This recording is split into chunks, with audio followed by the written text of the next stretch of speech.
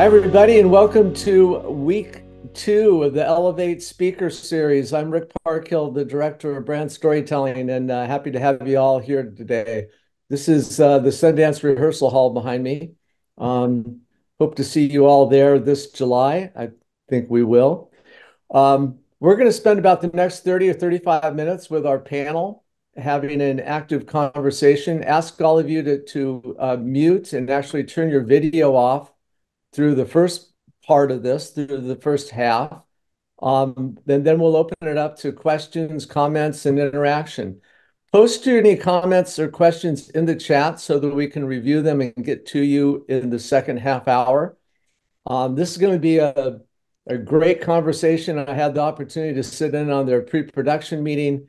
And if it's anything like that, you're going to enjoy this conversation and learn a lot about distribution strategies for your brand films. I'm going to turn this over to my good friend Scott Donington, who's going to moderate today. He's joined by Shannon Pruitt from Stagwell, with Alana Strauss from the Martin Agency, and Mark Book from Digitas. So thanks, panelists. Got a great group here. Scott, I'm handing it over to you. Take it away, sir. Awesome. Thank you, Rick. And hello, everyone. I'm Scott Donington, as Rick said.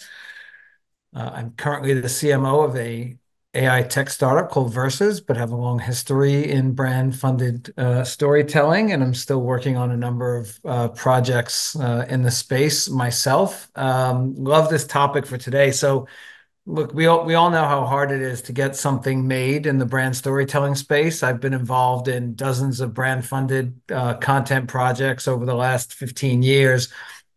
And not one of them has been easy. Every one of them comes, is kicking and screaming into the world. But as I'm sure our other panelists will agree, but if you think getting something made is hard, that part can look easy, especially these days, compared to the challenges of getting that story in front of the right audience. That can be a little bit surprising. After all, we exist in a world where there are more ad-supported content distributors today across every platform than maybe there have ever been. And there's been a lot more interest and excitement in this area, and maybe this continues to change for the better. Everybody probably saw the announcement yesterday that Amazon is going more aggressively into the space of partnering with brands to tell stories, and that was a welcome announcement in a world where this has been really tough. But overall, distribution of branded content still has no playbook, and still can be extremely challenging. So, as Rick said today, we're going to talk with three people who try to figure out these challenges every day to see if we can start to write that playbook together. And with all of you, and we'll be opening this up to questions as we go as well. But our three panelists today, as Rick mentioned, Mark Book, who leads the content practice at Digitas, Alana Strauss, who leads the entertainment and culture lab at the Martin Agency, and Shannon Pruitt, a longtime content exec who was recently named global CMO at Stagwell. Welcome to all of you.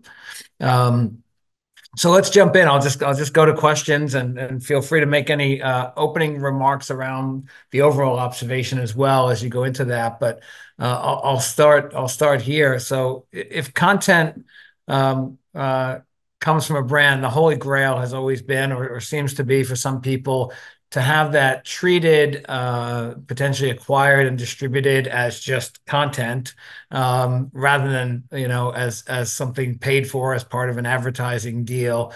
But I guess the question is, how close versus how far are we from that reality of branded content really being able to, compete, if you will, in that way, for distribution deals? And does it really matter? Because does it make a difference to audiences where the impact of the content, whether it's put on a platform, editorially or through an advertising, or investment agreement? Shannon, you want to start? Sure. Well, nice to see everybody, and happy to be here with these esteemed panelists and you, Scott. I didn't mean it the way it sounded. The my Where I think we are is there is, and I think probably largely a lot of people on this call would agree, is like there's more content than ever before. So whatever we're trying to do from a brand funded standpoint is really competing with everything else in the marketplace, from the selling OC to the White Lotus to whatever. And I think a lot of times we do, as media companies, end up going in through advertising doors and instantly recognized as a pay to play option.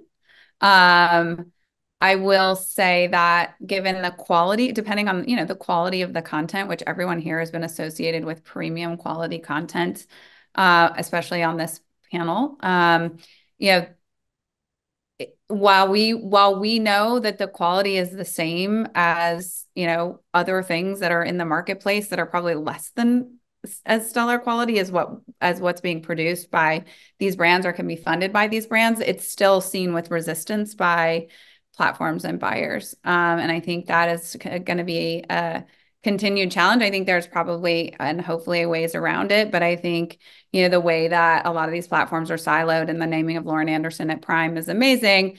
But, again, that is about attracting advertiser revenue, right? So, and structuring out those partnerships. So I still think there's, some work to be done, but I think there's a lot of maybe innovation that could be done in the way that we approach it, because I don't think audiences really care, right? Mark? I don't Yeah, think they for know the sure. difference is Yeah. my thought. So Yeah, that's why. which is why I made that part of the question, because I think, well, maybe our egos would all love to know that, something was acquired and treated as just, not just, but as programming that compete with the White Lotus. It may not matter the audiences so much as whether that storytelling gets to them. Yeah. Mark? Yeah, no, I agree wholeheartedly. I feel like there's still a stigma that comes with brand funded or brand sponsored content. I think we actually have to over index on amazing auspices from directors to talent to general sort of showrunners, et cetera, to get that in the right sort of sphere of influence. And I do think that there's still a difference between getting quote unquote acquired through more editorial means, right, from a streaming platform than through sort of this pay to play model. And there's different levers that the streaming platforms, from Peacock to Hulu to Max, et cetera, that they can sort of lift and leverage to get us the eyeballs and audiences that we need. And so for me, it's more about like, how do we make sure that we're, regardless of whether we're paying media dollars to get it seen, or we're getting acquired, more naturally, how do we make sure that that there's skin in the game from our partners over from the platform or the distribution level to make that happen? And so whether that's us partnering with Shonda Rhimes and Shondaland to do something really fun around, Flonase and Bridgerton for the launch of, series 3 for Netflix, or it's, doing a deal with Peacock to do something around beauty for Sephora in a meaningful way. I want to make sure that our partners and our showrunners and our talent are equally as enthusiastic as getting this content out there, as opposed to just like, okay, let's make sure that we just hit the general sort of impressions or views level that we need to hit to satisfy the insertion order.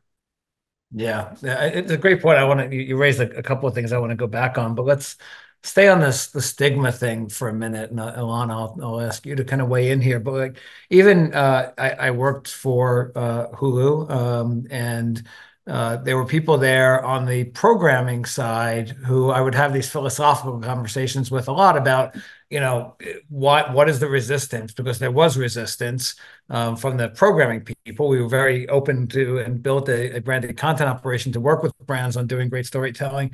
But when I would talk to some of the programming people, and I remember saying to them, I even used the example of 5B from J&J, which was potentially, I think it may have been shortlisted for an Oscar or a BAFTA, or both. But an amazing film. And one of the content executives, and she was familiar with it, and I said, there's not even, J&J is not even in it, because it's not about J&J or about any of their products. It's about their values and about this idea that nurses are not doctors' assistants, they're frontline caregivers, but they're not in it. And she said, that makes me even more suspicious. And it's just, it's a reality. And I think sometimes when we even talk about this, is it being picked up as editorial, or is it, part of an advertising deal? We're almost creating a line among what we do as well. Like sometimes I feel like like we're making one thing less than the other. So, Alana, have you seen any kind of shift in this kind of stigma that attaches to brand funded content, and why should any funding source for any piece of content has some kind of agenda behind it, right? And as long as that's, not misleading for the audience, why does it matter so much? Yeah, I think it's like a double, it's like a coin. On one hand, I think there's never been more openness and excitement from viewers that a brand can tell an incredible story. I think between Barbie and the Pop Tarts movie that Jerry Seinfeld just released on Netflix and the Cheetos movies, I think we feel confident that brands have incredible stories to tell. Like I always start off meetings giving people a piece of paper and saying, everyone write a story about your personal experience with that brand. That's a writer's room right there, right? Brands are part of our everyday lives. They are naturally and organically going to inspire incredible stories. So I think on one hand, viewers are open to it and are saying like, wait, brands can bring us really incredible content. And I think brands have been bringing content forever, ever, from a soap opera to funding the commercials that pay for the content. And now I think people are really open to brands being the content itself. So I think on one hand, there is an appetite and an openness and acceptance like, wait, a great story can come from a brand too. I can be highly entertained from a brand without it feeling icky. And then on the other hand, I think there's a reluctance, more reluctance forever, this protection to make sure that all of content doesn't become another form of advertising or something that is funded by brand to ultimately serve brand goals and drive sales. So I think you have the appetite from people and more willing than ever to hear from a brand and believe that brands have something amazing to say. Then you also have this reluctance to say, well, we have to be very careful because we have to maintain the integrity of this content and this can't be the norm. I think it's still the exception, not the rule. And we have to move it more towards the rule. Yeah. I mean, Shannon, you and I have been doing this for, I think our first project was probably 15 years ago now. And same with like a Jay Goodman, where people in the industry have been at this for, 15 to 20 years. There's a joke sometimes of like, we're still having the same conversations, but there's something very serious in there as well, which is we've made progress in so many ways, but so many of the challenges remain the same. How have you seen, particularly in this area of distribution, how have you seen things evolve, and where do they still need to improve? I mean, I think you're seeing more what I would call like big, sexy marquee hits like Barbie and some of these things that are we had the Lego. I used to use the Lego movie like, whatever, 10 years ago as like an exemplary like moment of branded content that was a film that everyone loved, right? And I think there's some things for what I would call like categorically endemic films, right? So based on toys, there's some things that people can wrap their head around, but something around like, what Mark is talking about, which is amazing what he did with a collab and cooperation with Bridgerton and Flonase, right? Like those kinds of stories are amazing, but to walk through the door with your own original IP or something that is, trying to do something in beauty and going to the different platforms, the showrunners on those platforms, the development execs, they aren't necessarily taking a lot of folks seriously, no matter who you have partnered with the project, right? And I think but I would say what is working in the favor of all of this is, industry needs momentum, right? Like the truth is the Hollywood entertainment business has been an institution for a very long time, but platforms are disrupting that in a significant way. They're building out teams, their monetization rules and methodologies are changing. So economically, they need to start to welcome, it started with talent. Talent used to not want to touch brand funded stuff. And when COVID happened, guess what? And the actors strike, guess what? Guess where they went? They went to brands and said, hey, we want to partner on projects. Like the inbound suddenly became like, what is going on? Right. So I think as the industry is changing to have to adapt, and I mean specifically like Hollywood and entertainment and technology platforms that are content platforms, as these things continue to find their momentum and their way, there'll be new methods for ways for brands to partner. There'll be new opportunities to think about collaboration and cooperation around IP development, potentially with them. But again, I think in terms of that, then brands have to be a little bit willing to get out of their own way and let the story shine and lead, as opposed to wanting to own the narrative like it's a commercial. So, Yeah. and I think Scott, you did a lot of that at Hulu. Like I was there when you started, when you got hired and you started this thing. And, it's been refreshing to see. And, I know Matt Rotundo's on this call, like he's doing great things with Sugar 23 and Michael. Like there's interesting case studies, right? But I think we need more of those. They need to be shared prolifically, far and wide. And then we need to actually capitalize as an industry executive leadership team on trends that you're seeing. So like when the actor strike is happening, we're talking amongst ourselves that the actors are looking for work, but we're not talking as an industry that like, yeah, things are changing. Right. And everyone needs to get on board because consumers don't care. Yeah, yeah, something we probably can't say enough on this call, right? Once you get the audience, the story in front of the right audience, it doesn't matter. Yeah. I think so. So I'm going to switch gears a little bit in the distribution space, which is and a number of the things that have been talked about here so far, like Barbie, like Pop Tarts, like Cheetos, are scripted projects. But I think that a lot, I would actually probably argue most brand funded content these days still falls into the unscripted space. Yet I think that from a distribution perspective, the documentary space, the docuseries space worldwide are more challenged than ever, regardless of who's funding and distributing them. I sat in on a panel about this, a private discussion at Sundance this year that of filmmakers and the independent film community, and their palpable fear that the window is closing on the ability to get brand funded or not, for them to get their stories acquired and distributed.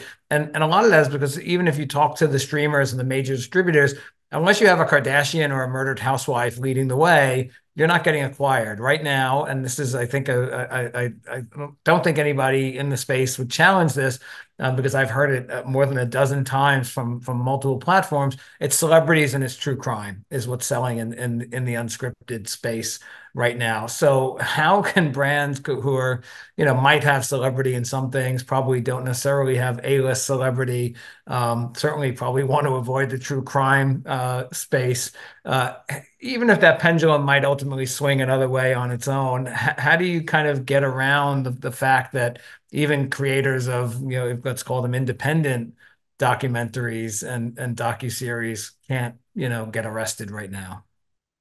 Mark?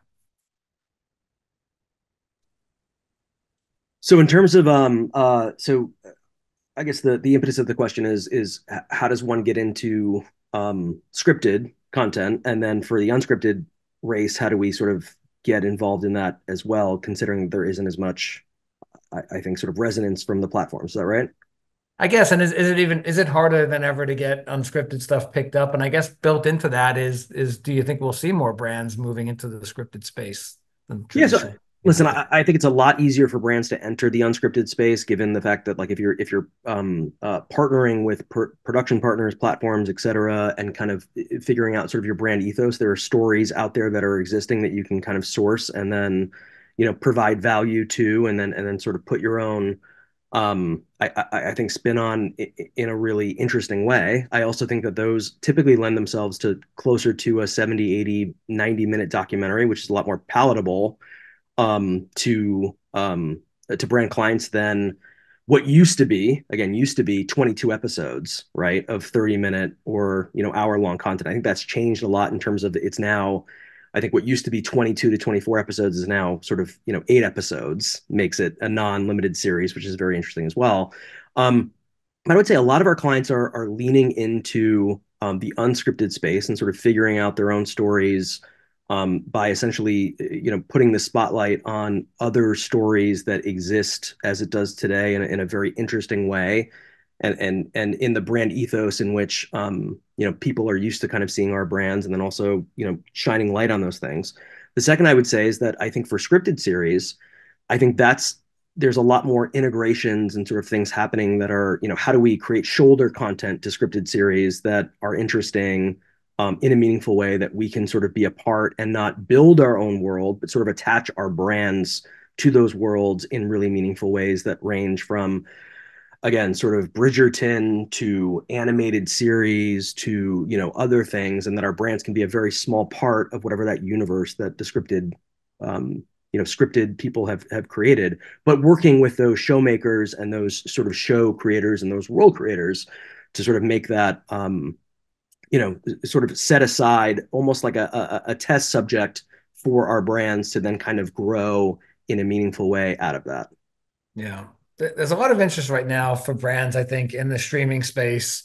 It's a funny thing. We all know the reality. Most brands are just like, I want this on Netflix. And of course, it's the one platform that's still holding its nose, quite honestly. And so it's kind of amazing how much brands, I guess, it's the classic thing, the less they want you, the more you want to be there. And my guess is they'll start to be there as well, just as they reluctantly went into advertising. I think they'll, reluctantly move in this way. But how much is it making it harder from the distribution angle that we're seeing such a decline in digital publishers?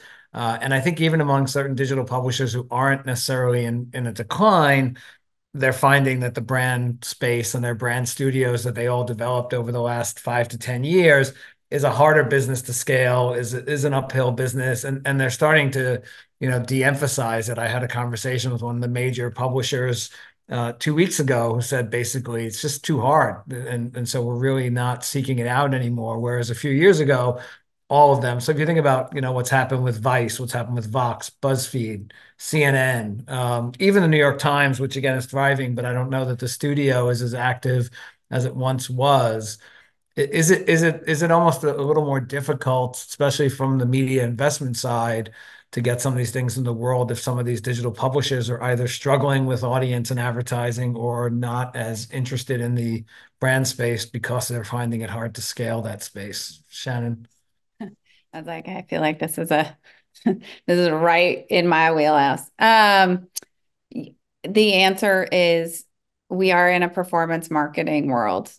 And I think that, again, like there's still a lot of focus, or there's an inability sort of to understand how these projects can actually collapse the funnel, right? How actually branded content, when positioned through the right ecosystem, can be performance oriented at the end, right? If you do your part sort of in the middle and at the end, right? And it's not just meant to be this big, sexy thing.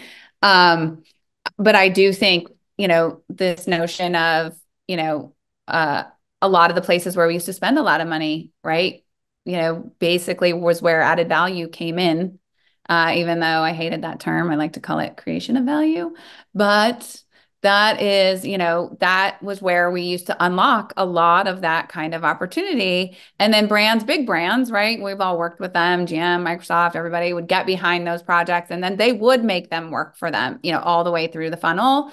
The challenge is now, like, we go into much more of a digitally led buying ecosystem, and that is about clicks and generation and leads and all of these things that are performance-based metrics, and CMOs who make these choices and write these checks, they are under a tremendous amount of pressure to be the masters of all things data and insights all the way through performance into the development and brand building. And so it's just a lot to take on. So I think these types of projects get deprioritized because they are a lift, right? They do require attention and nurturing and all the things to make sure they happen. And so, yeah, I would say certainly in the pipeline of this kind of stuff, I'm not seeing as much, call it demand or even, requesting. And the platforms themselves are sort of rejiggering their conversations to meet the needs of the marketplace, to talk about how they can perform and how they can create sort of that lower funnel, activation piece. And so, yeah, I still think there's a tremendous amount of opportunity through existing IP, through different ways to tell the story, whether it's, we called them story stretches back in the day when I was working with Microsoft and we did a big partnership with Fox and it was Lethal Weapon, right? This IP still exists and you continue that story. And then we would put the secondary storyline in Truex ads, and those things would then have, they would be based on performance. And then we would take it all the way through to the Microsoft website. And, so there was a plan for the content. And I think some of that art also might be not as, as new kinds of executives are coming up, they're not necessarily thinking, because they never started with those big, those big moments, that added value had to make perform. They're very much in a performance world, and that is how they are both as an agency or as a client or as an employee rewarded for their work. I, Yeah. I, I would just add that I think the battle for attention now is short-term attention or long-term attention, right? And so if you think about that from a publisher perspective, they always sat in the middle, right? Like if you think about like, a 5 to 10 minute thing or a 2 minute plus or whatever, New York Times, Conde, all of those media publishers were really good at that. And now I feel like the way that they prove their value to agencies and brands is through what can I do through my TikTok or what relationships do I have with streaming platforms, right? So now Yeah. they're sort of caught in the middle of this Yeah. battle between, the least common denominator of like, how do I get somebody for 10 seconds or how do I get them for 20, 30, 90 minutes, right? Yeah. And so that's where I use, sort of Vox and New York Times and Atlantic and all these other publishers is like, well, what are your relation, how well are you doing in social for the short term sort of stuff or the short term attention stuff, and then also what kind of things are you selling or how are you getting acquired to those longer form, potential ads, right? So Yeah. How much, Alana, and I think you raised this even in the prep call, and we've heard a couple of times today. And by the way, feel free to please start putting some questions in the chat. And Rick, I saw the one comment you put up, which I think is a somewhat similar question I was trying to ask earlier, maybe less directly and elegantly. So we'll come back to Brian's point, which I agree with. But Alana, like the idea of existing IP and IP partnerships, how willing do you think brands are right now to be a part of and leverage the value of existing IP versus Yeah. having to create something entirely new? I think that brands are extremely eager and excited about IP partnerships, particularly with IP that has a built-in fan base and an existing equity. I think I always say like partnerships are kind of like the gateway drug for entertainment. It's a way to become part of a narrative that has tone, it has genre, it has fan base. Without taking on the full responsibility of creating your own content or IP. And there's so many ways to marry those worlds, whether it's like a custom episode. We made a custom episode of Queer Eye with Delta that ran on Delta flights, to story extensions, which we did a ton for Bridgerton and Stranger Things. And I know you mentioned that you did with Fox, Shannon.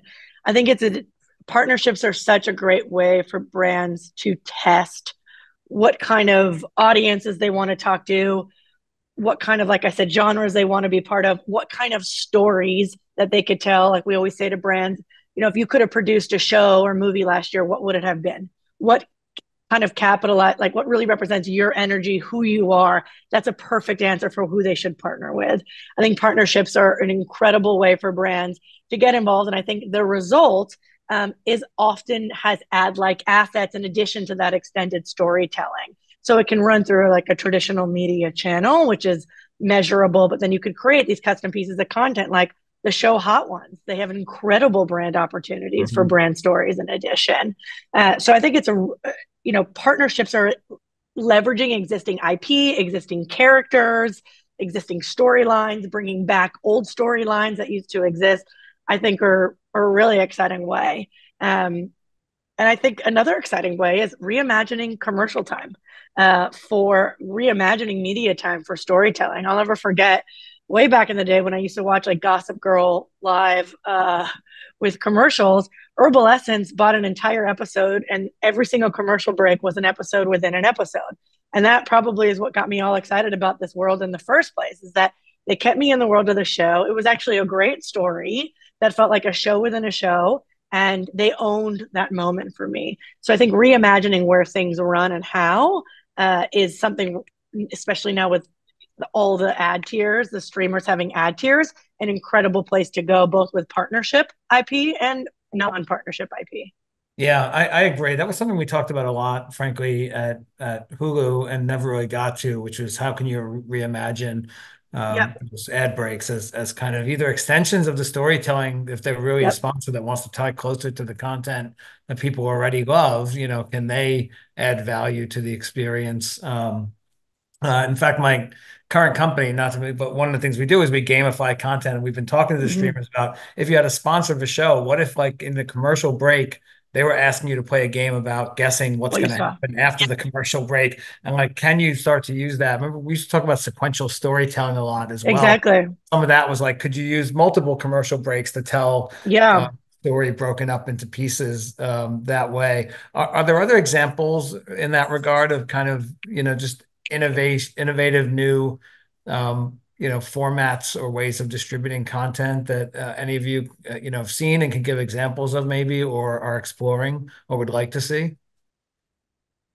I think what I've seen done is, I think in live sports there's an opportunity. Like you take a World Series, we did this with T-Mobile, and every single night at the same time during the World Series was a different portion of a docu-series.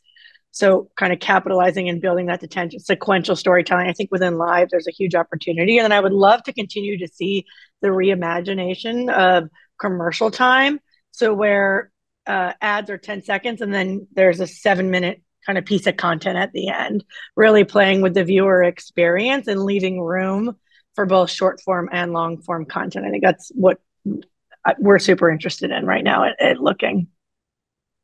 Yeah, I think Hot Ones was mentioned. I think Yeah. you mentioned it, Yep. and I think they're great innovators because I didn't even realize Yep. that technically the hot sauces came from the show, from the community. Being like, I want hot sauces, like personalized hot sauces, to actually try at home, which is insane to me.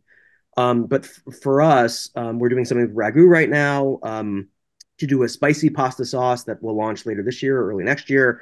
But in addition to that, we're also sourcing community questions, right? What are your hottest questions for the celebrities on the actual show itself? So creating a little bit more of like a sort of a two-way intersection. And although it's pretty simple, I do think that the idea of getting your community to ask these very sort of like hot, sort of questions to, tier one, sort of unapproachable seemingly celebrities is a very interesting way to kind of engage an audience base and then connect them to your product. Yeah. Do you want to jump in, Shannon? Yeah, I was just going to say, I also think, again, sort of back to, where culture is, where audiences are, also the audience you're trying to reach, right? Who are you trying to attract? If it's everybody, then, maybe the Barbie movie works. But if it's not everybody and you actually have an audience of a specific, psychological mindset or behaviors or, these things, I do think, paying attention to the creator economy and how to weave in the new version of celebrity and what that looks like for, look at what Mr. Beast is doing with Amazon, right? Like not everyone is Mr. Beast, but truthfully, like I have 14-year-olds and they watch other things on big screens. And they will watch shows, but they get excited about athletes and creators and, these things. And we walk into a supermarket and they know which creator has created which product and where it's merchandised. And we go on a weird scavenger hunt, like around the city to figure out like how we get the thing. And so I would also say like paying attention to, because bringing in that kind of more youthful generational opportunity to a platform could also be of interest, right? It could be a way to attract new users onto the platform. Platforms are looking to monetize. Platforms are monetized through eyeballs and audiences where brands pay to be. So if you as a brand can bring that kind of value exchange into the equation with something that's thoughtful and interesting, like a dude perfect, whatever, or, making it up. But like, those are the kinds of things also that might be, it's just a new world of innovation, a different way to think about celebrity in a way that we, generationally, someone who's looking at Halle Berry or Kerry Washington, these younger subsets of people look at these creators in the very same way, but with a lot more social influence. Yeah. Yeah, I would consider them an extension of intellectual property or an extension of being a brand themselves. Like Mr. Beast is a brand. Totally. Insane. Yeah. Huge and, brand. and how do you, co-opt into that world, I think is very interesting. There's a great question here, which is also a fun question. Would White Lotus have been picked up if the Four Seasons was behind it from the start. I'm gonna actually, it's interesting. Again, I have I haven't been at Hulu for a year at this point, so I'm not speaking for Hulu, and I have no right to. But like when I was there, I would say almost definitely not. What might be different, and this is something I know Matt and Michael are trying to do as well, is maybe it would depend on who they walked in the door with from the start. But I suspect that even if they walk in the door with the right person, there's going to be at least some suspicion, and on not just Hulu, any of the streamers, any of these distributors, some suspicion of, wait, you're asking me to pick up a show that's shot in these beautiful, settings of Four Seasons hotels around the world, but you're going to put a murder into it.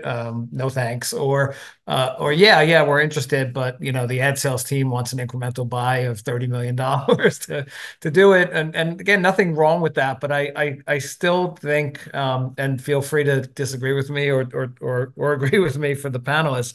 And I think, this is where Sugar 23, among others, is, I think, trying to really change this model. And hopefully they will. Hopefully we will see more openness to this kind of thing. I'd like to believe that if the Four Seasons was involved with White Lotus from the beginning, it would still be exactly where it is. But I don't think that would be an easy conversation to have. What do the rest of you think? I mean, I would say if it depends on where it is in development, right? Like if it's got a, great showrunner and you've got, credible showrunners and the talent was attached, you might have a fighting chance, right? If you walk in with the talent that was attached to the show, and a couple of episodes sort of in the, something that showed what the quality of production was going to look like, you could have a fighting chance. But also the reality of Four Seasons attaching themselves to a script that looks like that is zero. Yeah, that's what I was gonna say. It's like it's all you need to know about why they would not do that, right? So I think that's the other piece. Like brands aren't necessarily willing to take a risk like that. Yeah. I totally agree. I think if it would have been everything that show was just paid for by Four Seasons, I think it probably would have passed. But like you take a show like Squid Games, because van sales went through the roof after Squid Games aired. If Squid Games could have happened funded by Vans without any changes to what we all saw as Squid Games, I think 100%, because that's just incredible content.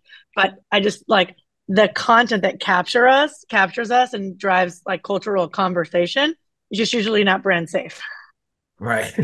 Yeah, I think you'd have problems on both ends. So for the brand, you'd have the murder, the pooping and taking a shit in a briefcase. Like all of these things would never fly with that. And then you have Casey Bloys on the other end, right? Who's the head of original programming for HBO, and he's very anti any brand sort of interaction or integration. So I think it would be very difficult.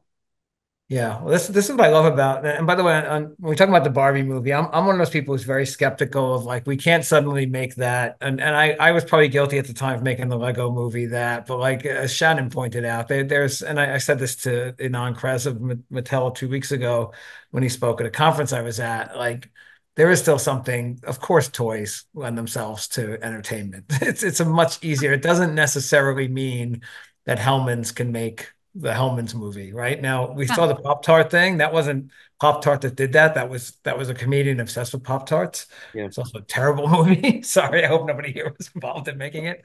But I watched it the first day it came out.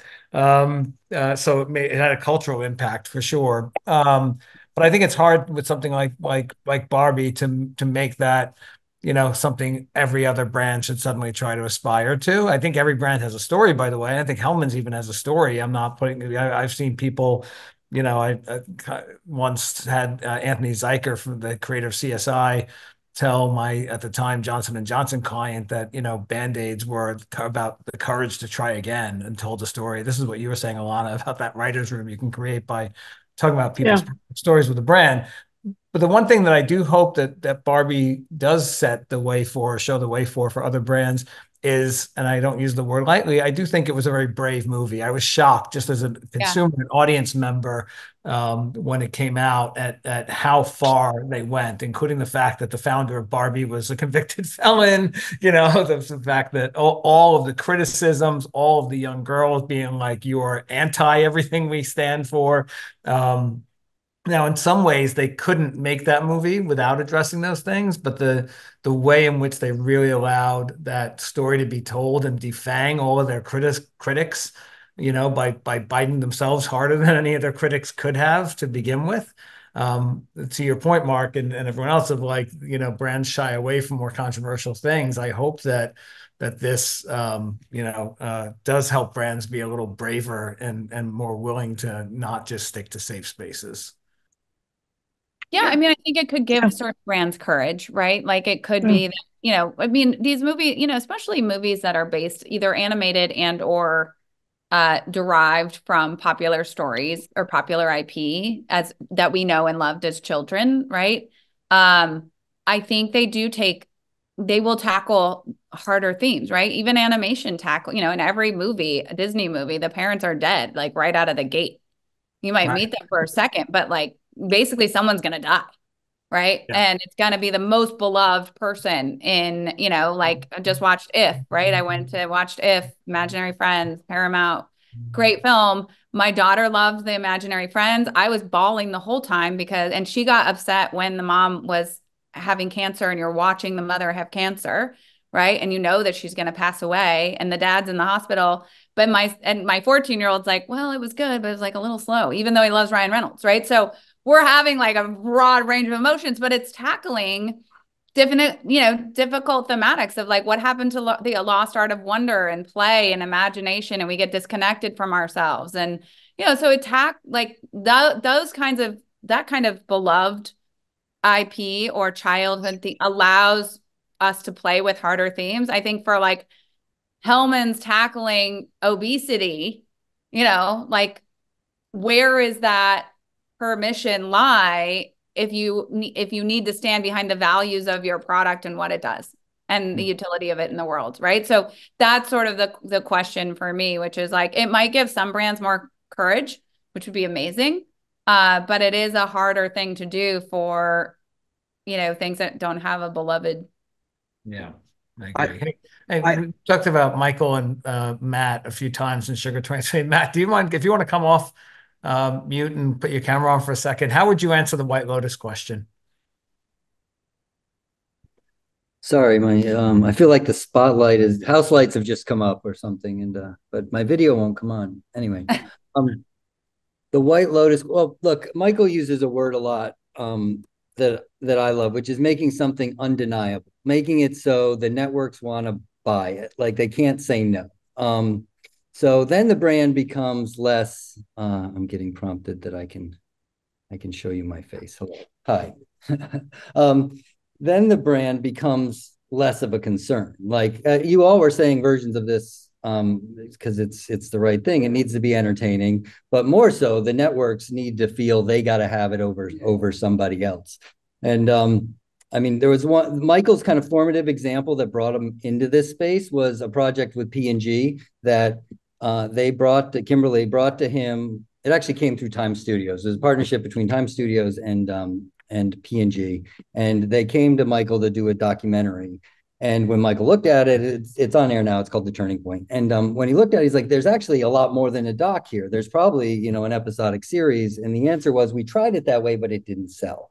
So he's like, well, if I can try it the way I would do it as a producer making something like this, he went out and in the quick thesis is it's about things that have happened recently that have changed our world forever. And this series is The Turning Point. And so he went to climate change and went to Leonardo DiCaprio to be an EP. And in mental health, he went to LeBron James. And changes in media, he went to Trevor Noah, who also became the EP of the entire series. So when they took that back out, there was a lot different response. I mean, essentially, it was the same concept. It was just, to again use Michael's word, it was kind of undeniable because you have that talent that's willing to lend. They cared about the stories, and P&G didn't have to pay anybody any extra because those people were glad that somebody was telling stories that they wanted told. And P&G has been doing that, as we all know, for a very long time.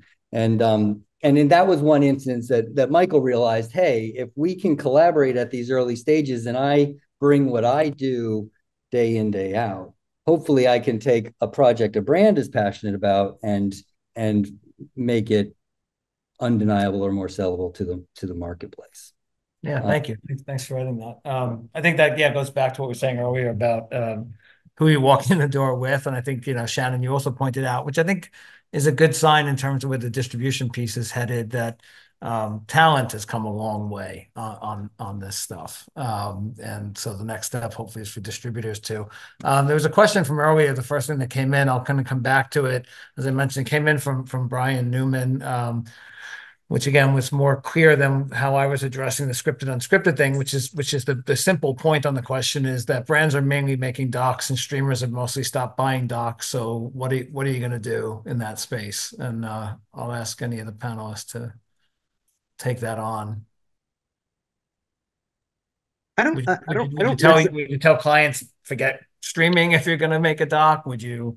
I don't necessarily think that the streamers are all not buying documentaries or docuseries. Like that will. I was just talking to the head of programming for Netflix last week, and they were saying that like they're splitting it 50-50 between scripted and unscripted.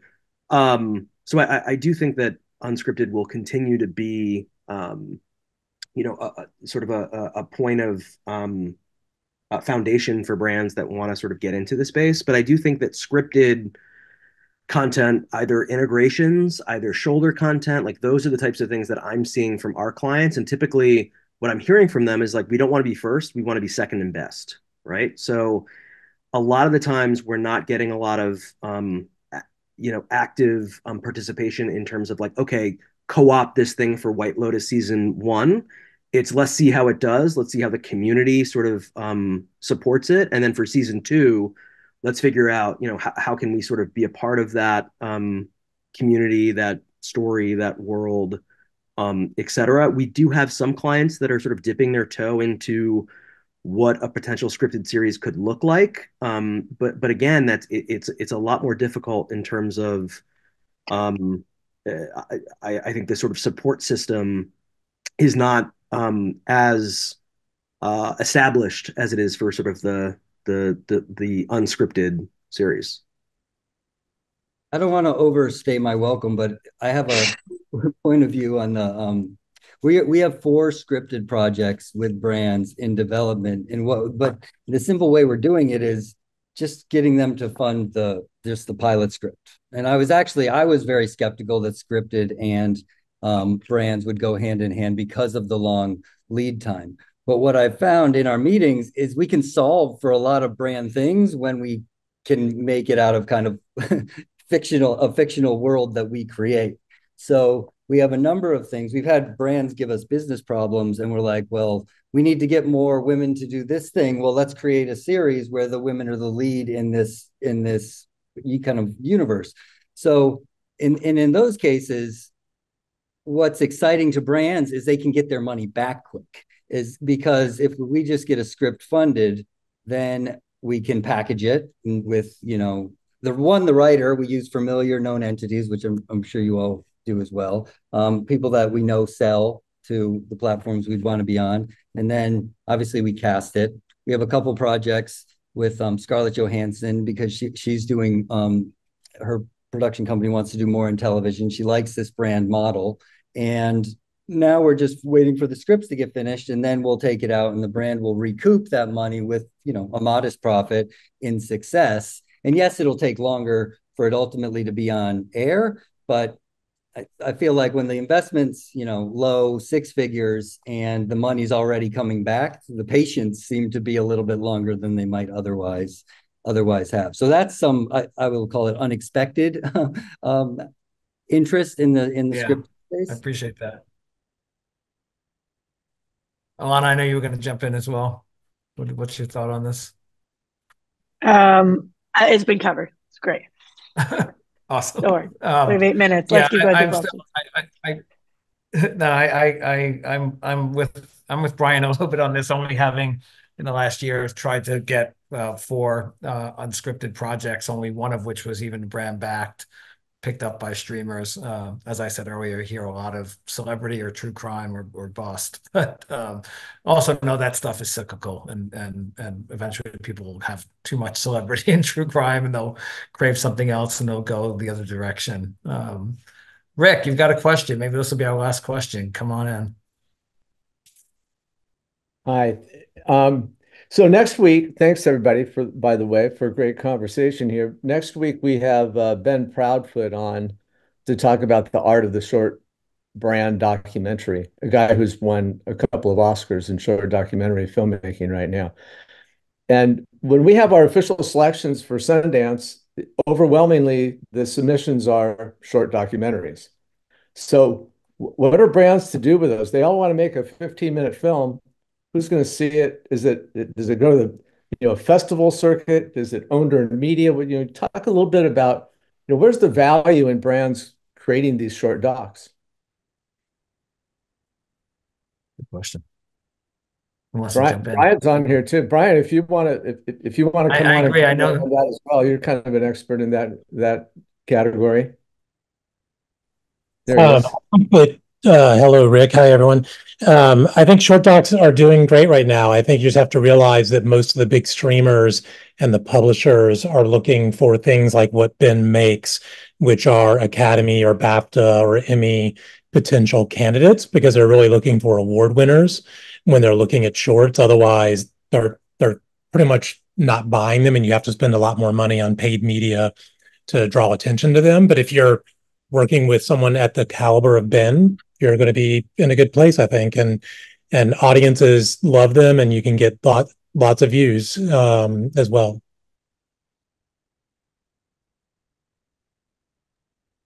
What do the rest of you think? I do know that, frankly, we had a bit of an issue, and Mark and I were involved in a short doc from an Oscar-winning director, backed by a brand that Hulu did a distribution deal with, that Mark oversaw the production of with KitchenAid and Reka Zabtachi. But I actually find it's really hard to get audiences, and I think Hulu found in general it was very hard to get audiences to short docs, regardless of whether they were coming from a brand or anywhere else. So is it maybe in those cases that it's better to distribute in other places, even YouTube or whatever, and then surround and activate in a way that gets audiences there? Or what do you think of the best way? I think you're 100% correct, Scott. I think I was just pointing out that if you've got the right pieces of the puzzle there, that they are looking for their Academy contenders. So we're selling a short animated piece right now. And to Mark's point, we're actually talking to Casey Bloys directly. He's very interested in it, even with the brand attached. But it's because they think it's an Oscar contender. That's the only reason they're interested in it. If it was anything else, they would not have an interest. They only want it if they can win an award, and then that drives the traffic to it. Otherwise, you're having to do something you can afford to do and afford to spend the media to drive the eyeballs, I think. And to Scott's point on docs overall, we're getting the same message: celebrity, true crime, sports, sensational politics, expose, very refined reality. But I work with some of the top investors in the non-branded doc space as well, and none of them are getting their documentaries sold right now. It's just a very tough market. So you've got to get creative, as Shannon was kind of hinting at earlier, with the ways you think about getting these out there and how you do them. I think there could also be something in like innovation format, like, a social first show. Like there are things that are, it also depends, like how much is the brand willing to put in, right? Like what is the effort level that they want, they want this to be successful, right? Because I think, the just packaging it with this person or that person, it's a heavy lift, because the truth is all the platforms are inundated with development. One of my dear friends just started in development, left HBO, now is at Netflix. They had 9 people on their team at HBO. They have 39 in scripted development at Netflix, right? That's a huge team, which means a huge amount of content. And they will develop something for 2 episodes and then they will throw it out if they decide that it's not good enough. Right. So, and that doesn't, the opportunity to repackage it and resell it and all that stuff exists. But the truth is, it's like, it's just a really heavy lift. So I think, again, back to not only what is valuable for the brand, but what is valuable for the platform that you're asking to buy it. What does that value exchange look like? Know your audience, not only by the audience you want to reach, but the audience by which you're trying to sell this thing to. And what is in it for them, which, it looks like that's why they're focusing on these particular formats, is because these are the things that people still watch, right? In droves, right? And eyeballs, their monetization models have not changed. They might be moving around a little bit in terms of how they actually access the money or which budgets they come from or whatever. But the truth is, it's like live sports is everything because live sports is where the money is. And you see it in the entire ecosystem. Yeah. All right. Well, I think we're running on time. So this has been great from my perspective. But Rick, I'll throw to you to close this out. Yeah. Hey, thanks so much, Scott, and the whole panel for participating, and all the rest of you for joining. We have this recorded. We'll make it public after Elevate concludes on the 25th of July. So thanks, everybody. Real important conversation. Brands want to make stuff. Who's going to watch it? Where do you find your audience? This is really insightful. Thanks, everybody, and be well. And we'll be back next week with another Elevate speaker series with Mr. Ben Proudfoot. Thanks, everyone. Thanks, everybody. Thanks, you. panelists. Bye.